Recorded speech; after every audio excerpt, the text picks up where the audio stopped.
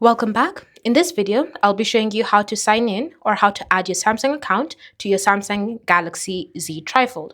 So just start by opening settings and then select sign in to your Galaxy. From here, choose in a sign-in method that you would like to use, whether it's Google, an email or a phone number you've binded your account to, or even a QR code. If you don't have an account or if you've forgotten your password or even your username, just simply select this option and go through the process of recovering or creating your account. Now, once you've chosen your sign-in method, simply go ahead and just confirm your details.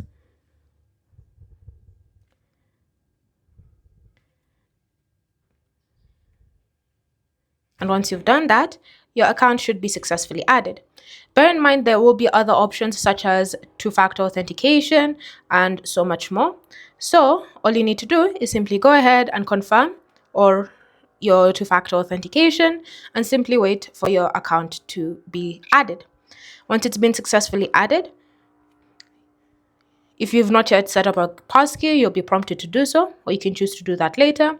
Then from here, you'll be brought to your Samsung account profile. Now you can go ahead and start using any Samsung features such as Galaxy AI simply because you've added your Samsung account. Thanks for watching. If you have any questions or comments, feel free to leave them down below, and I'll see you in the next video.